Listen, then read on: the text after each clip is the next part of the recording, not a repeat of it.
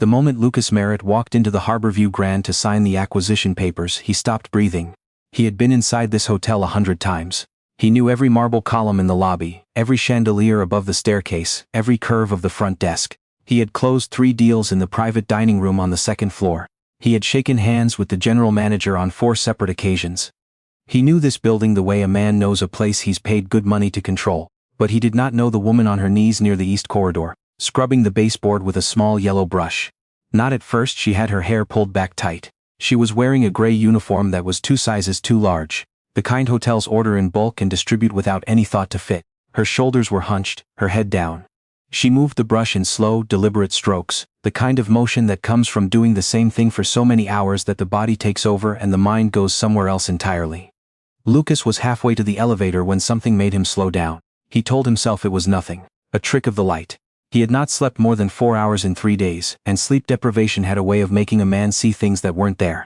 He kept walking, and then she turned her head just slightly to reach around a corner, and he saw her profile. The world did not spin. His legs did not give out. Lucas Merritt had spent 15 years building a real estate empire by learning to hold himself together in moments when lesser men fell apart. He stood very still in the middle of the lobby of the Harborview Grand, his briefcase in his hand, and he looked at his wife who had been missing for 7 months. Her name was Serena Voss before she married him, and she had kept the name Voss even after the wedding, because she said it felt like something solid to hold on to. He had thought that was endearing at the time. He thought a lot of things at the time. They had met at a fundraiser for the Children's Hospital 7 years ago. She was there representing the nonprofit she worked for. He was there because his publicist had told him to be there. He had planned to stay exactly 45 minutes, make a donation large enough to get his name on the program and leave. Instead, he spent 3 hours talking to a woman who had strong opinions about the city's zoning laws, and no interest whatsoever in the size of his portfolio. He married her 14 months later. The first 2 years were the kind of years people write about. The kind that feel slightly unreal even while you're living them. The kind you reference later as proof that happiness is possible. They traveled. They fought about small things and made up quickly. They talked until 2 in the morning about nothing important. Serena had a laugh that started quiet and built into something that filled whatever room she was in, and Lucas had spent a genuinely embarrassing amount of time trying to make her do it. Then his mother moved back from Scottsdale. Dorothea Merritt had lived in Arizona for 11 years following her divorce from Lucas's father, and Lucas had understood her return to be temporary, a transitional arrangement while she looked for a new place in the city. A few weeks turned into a few months. A few months turned into a guest room that became an assumed permanent residence. Lucas told himself it was fine. His mother was getting older. She had no one else. It was the decent thing to do. He did not tell Serena that his mother had specifically asked him not to mention the arrangement until she arrived. He did not examine why he went along with that. Dorothea Merritt was a woman who had a gift for saying things that couldn't be argued with. She didn't raise her voice. She didn't make accusations. She made observations, gentle and precise, delivered with the kind of concerned expression that made the person she was speaking to feel that disagreeing would be cruel. She observed that Serena seemed distracted lately. She observed that the house felt different than it used to, though she couldn't quite put her finger on how. She observed that Lucas looked tired. And wasn't it funny, he had never looked tired like that before. Not even during the hardest years of building the company. Serena tried at first. She tried to win his mother over with dinners and holidays and genuine effort. She tried to talk to Lucas about what she was feeling. The small cuts that didn't bleed but accumulated. The way his mother would speak over her in her own home. The way certain rooms seemed to belong to someone else now. Lucas listened. He said the right things. He genuinely believed he was handling it. He was not handling it. What he was doing was taking the path of least resistance in every moment of friction. And that path, traveled consistently over 18 months, had led somewhere he hadn't intended to go. He found out she was pregnant on a Tuesday morning in March. He found out because Dorothea Merritt told him. She had found the test in the bathroom trash, and she came to his home office with it in her hand. And the expression she wore when she was about to share something difficult for his own good. Lucas had not been angry about the test itself. He'd been shaken. The way a person is when something large and real lands in front of them without warning, but not angry. He and Serena had talked about children in the abstract way.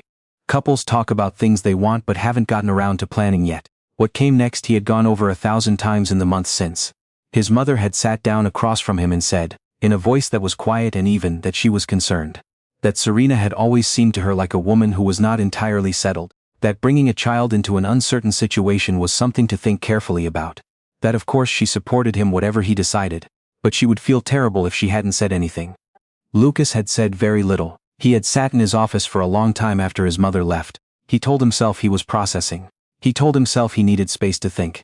He told himself he would talk to Serena that evening when he felt clearer. He did not talk to Serena that evening. He was cold to her without meaning to be. Distant in the way people are when they don't know what to do with something they're feeling. Serena asked him twice if he was all right. He said yes. She looked at him for a moment the second time, the way she sometimes looked at him when she was deciding whether to push or let it go. She let it go. 3 weeks later she was gone. She left in the early morning on a Wednesday. No note on the kitchen counter, no voice message, no text. Her clothes were missing from one side of the closet. The practical things, nothing expensive. The kind of things you pack when you intend to be gone for a long time. Her grandmother's ring was on the nightstand. The one she wore on her right hand that she'd never removed in 6 years of marriage. Lucas called her phone at 6 in the morning when he realized the bed was empty. It went to voicemail. He called again at 6:15, at 6:30, at 7. He drove to the nonprofit where she worked. Her colleague told him carefully that Serena had resigned 2 weeks prior. He hadn't known that. He hired a private investigator within the week. The investigator found nothing for the first 2 months, and then found a trail that went cold near the bus station in a city 3 hours north, and then found nothing again. Dorothea Merritt told him that Serena had always seemed like someone who might do something like this. She said it wasn't his fault. She said some people were not built for permanence. Lucas said nothing to that. He thought about it at 3 in the morning when he couldn't sleep, which was most mornings. He thought about the last few weeks before she left. He thought about how she had stopped asking if he was all right after that second time. He thought about the ring on the nightstand, how she'd left the ring but taken the practical things, and what that meant, and what she must have been thinking, and what she must have believed about him to leave the way she did. He worked. He closed deals. He attended meetings and made decisions and held things together by the sheer force of routine. He told himself he would find her. He told himself he would explain. He was not sure what he would explain exactly, or how explaining it would be enough, but he held on to the idea of it like a handhold in darkness. 7 months later he walked into the Harborview Grand to sign acquisition papers, and there she was. He stood at the edge of the lobby for a full minute after he saw her. She hadn't looked up. She was still scrubbing the baseboard, her head down, her shoulders in that particular forward curve of someone carrying fatigue deep in the bones. Lucas walked to the front desk. He kept his voice very steady. "The woman working near the east corridor," he said. "Can you tell me her name?" The front desk manager looked up. She was young and efficient and clearly not used to the hotel's prospective owner asking about housekeeping staff. "I'm sorry?" "Her name," Lucas said again. The manager glanced toward the corridor, then back at him. "That's Sarah. Sarah Vance. She's been with us about 6 months. Sarah Vance." Close enough to her real name that it wasn't really hiding, or maybe it was just the name that had felt most like hers when she'd needed to become someone else in a hurry. Lucas thanked the manager and walked toward the elevator. He did not take the elevator. He stood around the corner from the east corridor. For a moment, his briefcase in his hand, his heart doing something complicated in his chest. Then he walked back. She heard his footsteps when he was still several feet away. The way you hear footsteps that are coming specifically toward you. She kept her head down for a moment longer. Then she looked up. He had thought about this moment. He had thought about it so many times, lying awake in the apartment that felt wrong without her, that the moment had become almost abstract in his imagination. A scene he had rehearsed so many times it had lost its edges. Nothing he had imagined was anything like this. Serena looked at him steadily. She didn't cry, she didn't look surprised. She had the expression of a woman who has prepared herself for something difficult and is now watching it arrive. "Lucas," she said, "just his name, nothing else." He noticed then that she was wearing the uniform loose, and that the looseness was not about the size of the uniform. He sat down on the floor next to the baseboard in his dress pants and his button-down shirt and his jacket, just sat down on the floor of the hotel lobby, because his legs made a decision that his mind hadn't caught up to yet. "Serena," he said, "please." She set the brush down very carefully on the edge of the bucket. She looked at him for a long moment. "Not here," she said. There was a small break room at the end of the corridor, stocked with a coffee machine and 2 plastic chairs and a table that had seen better decades. Serena sat in one chair. Lucas sat in the other. Someone had left a half-eaten granola bar on the table between them and neither of them moved it. For a moment neither of them spoke. Lucas had spent 7 months building toward this conversation, and now that it was here he had no idea where to start. Serena started for him. "How far along are you?" she said. It wasn't exactly a question. 7 months, she said quietly, "due in 6 weeks. Something in Lucas's chest cracked open. He had known the moment he saw her profile in the lobby, that this was what the looseness of the uniform meant. He had known it the way you know things that you're not ready to know yet. But hearing it said was different. "You were going to." He stopped. "I wasn't going to do anything," she said. "I was going to have our baby and raise them, and figure out the rest later. Alone, Serena." He said her name like it was the only word he had left. Why didn't you?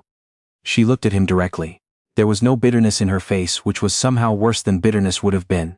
There was just a kind of tired clarity, the look of someone who has already cried everything out and arrived on the other side of it. I did tell you. I told you for a year and a half. I told you every time I tried to talk to you and you heard me, and then went and did nothing. I told you when I asked if you were all right and you said yes when you weren't. I told you when I left the ring. Lucas didn't say anything. I found out I was pregnant the morning before I left, she said. I had already decided to go. Finding out I was pregnant made it. She paused. I couldn't stay and have your mother involved in raising our child the way she'd been involved in everything else. I couldn't do it, Lucas. I wasn't strong enough for that. You are the strongest person I know. That's not what I mean. She looked at her hands. I mean I wasn't willing. There's a difference. He sat with that for a moment. She told me you seemed unsettled, he said. The morning I found out you were pregnant. She came to my office and she told me you seemed like someone who wasn't. He stopped. I sat with what she said and I let it become something it wasn't. I kept waiting until I felt clearer, and clearer never came, and you stopped waiting. Serena was quiet. She found the test, he said. She went through the bathroom trash and found it and brought it to me. I didn't think about what that meant at the time. I wasn't thinking clearly about a lot of things. I know, Serena said. I should have thought about it. Yes, I should have done a lot of things. Yes. He looked at her. This woman he had loved for 7 years, in a gray uniform that didn't fit her, in a break room that smelled like burnt coffee, 6 weeks from delivering a child he hadn't known about until 4 minutes ago. He thought about the ring she had left on the nightstand, the one she'd worn every day for 6 years. He thought about the way she'd said not here, and led him to the most private room she had access to, which was a break room at the end of a corridor. She had been surviving.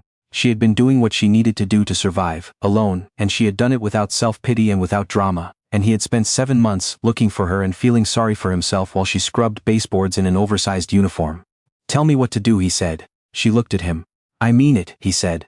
Tell me what you need. Tell me what it would take. I'll do it. Whatever it is, I'll do it. It's not that simple. I know it's not simple. I'm not asking for simple. I'm asking what you need. She was quiet for a long time. I need you to be someone who makes decisions, she finally said. Not the decisions your mother thinks are best. Not the decisions that keep the peace. The actual decisions, the ones you're responsible for, the ones you live with. I need to know that if I come back, I'm coming back to you. Not to you and her. She'll have to leave, he said. Lucas, she'll have to leave, he said again.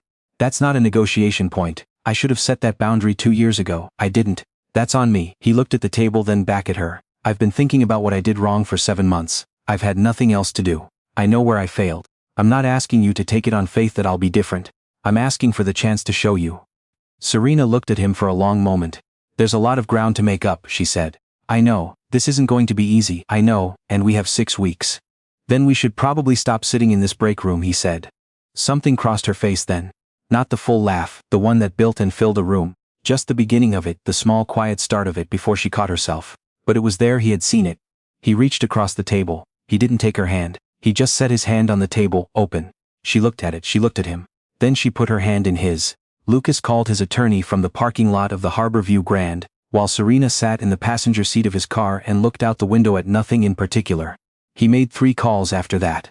One to the property manager of the guest suite at his building, to arrange a separate space that had no connection to the main residence. One to his physician, to ask for a referral to an obstetrician, and one to his mother. That last call he made standing outside the car, out of Serena's earshot. Dorothea Merritt answered on the second ring. Lucas, she said, warm and familiar until. I found Serena, he said, a pause. Oh. His mother's voice was careful. Lucas, she's been working as a housekeeper for 7 months, he said. She's 6 weeks from delivering our child. Silence. I've arranged for your things to be packed and moved to the Riverside apartment, he said. I'll cover the rent for 12 months. After that we can revisit. But you won't be living in my home when Serena and I come back to it. Lucas, if you'll just let me explain. You went through the bathroom trash and found her pregnancy test, he said. You brought it to me and you told me she seemed unsettled. You did it on purpose. I don't know exactly how you expected things to play out, but I know that I was only ever trying to protect you. I know you believe that, he said, but protecting me is not your job. It hasn't been your job since I was 18 years old, and what you did cost me 7 months with my wife and almost cost me the birth of my child. He heard her breathing on the other end of the line. I love you, he said. But the arrangement we had is over. I'll call you when things have settled. He ended the call. He stood in the parking lot for a moment, looking at the car, at Serena's profile through the window, her hand resting on the curve of her stomach. Then he went back and got in the car. She looked at him. She didn't ask who he had called. She had probably guessed. He started the car. "Are you hungry?" he asked. She thought about it. "Yes, there's a place on Clement Street," he said. "You used to love it, they still have the soup you liked." She was quiet for a moment. "The one with the sourdough, that's the one." He pulled out of the parking lot. They didn't speak for a few minutes. The city moved past the windows, ordinary and unchanged streets, the same buildings, the same indifferent afternoon light. Lucas kept his hands steady on the wheel. "Lucas," Serena said. "Yeah, thank you for not pretending this is already fixed." He glanced at her. "It's not, I know. That's what I mean." He understood what she was saying. He had spent 7 months thinking about the difference between the things a person says and the things a person does, and he was done with words as a substitute for action. He was done with waiting until he felt clearer. He was done with the particular kind of cowardice that dressed itself up as patience. He reached over and turned the heat up because October in the city was cold, and she had been wearing a cotton uniform and no jacket, and she was carrying his child and she had not complained about being cold. She didn't say anything about the heat, but she settled back into the seat, and the tension in her shoulders eased just slightly, and that was enough. 6 weeks later, on a Thursday morning just after 4 a.m., Lucas Merritt sat in a hospital chair and held his daughter. She was 7 pounds and 2 ounces. She had Serena's brow and what the nurse cheerfully described as strong opinions about being awake. Lucas had been awake for 31 hours and he had never in his life felt less tired. Serena was asleep in the bed across the room. She had been extraordinary. He had told her so and she had told him, with considerable clarity, that she knew. Lucas sat with his daughter and the room was quiet except for the small sounds that newborns make, the searching sighs and the minute adjustments of someone discovering that they exist. He had a lot of ground to make up. He had not forgotten that. He and Serena were talking every day now. Slowly, the way you clear wreckage after a storm, not quickly but steadily, piece by piece. There were things she had said that he was still sitting with. There were things he had said that he hoped she was sitting with too, in a good way. They were not going to be fine overnight. He understood that now in a way he hadn't understood it before. When he thought understanding a problem was the same as having solved it. But they were going to be fine. He was certain of that the way he was certain of a few things in his life. The kind of certainty that doesn't come from evidence but from something deeper. From knowing a person so completely that you understand what they're capable of even when things are hard. Serena was capable of extraordinary things. She always had been. He was going to spend a long time making sure she never had to survive alone again. His daughter opened her eyes and looked at him, or looked somewhere in his general direction, the way newbornids do when they're still figuring out what looking means. She had dark eyes, serious and searching. He thought about the lobby of the Harborview Grand. He thought about a woman on her knees near the east corridor, her head down, her shoulders set against whatever the day required. He thought about how close he had come to walking past. He hadn't walked past. He was going to hold on to that. Not as an excuse, not as a reason to stop paying attention, but as a reminder that there are still moments, even in the worst stretches of a life, when a person chooses correctly. He chose correctly. He was going to keep choosing correctly every day, for the rest of his life. His daughter blinked at the ceiling. Serena shifted in her sleep and made a small sound and settled again. The hospital hummed around them, indifferent and steady, doing what hospitals do in the hours before the world wakes up. Lucas Merritt held his daughter and watched his wife sleep and did not close his eyes.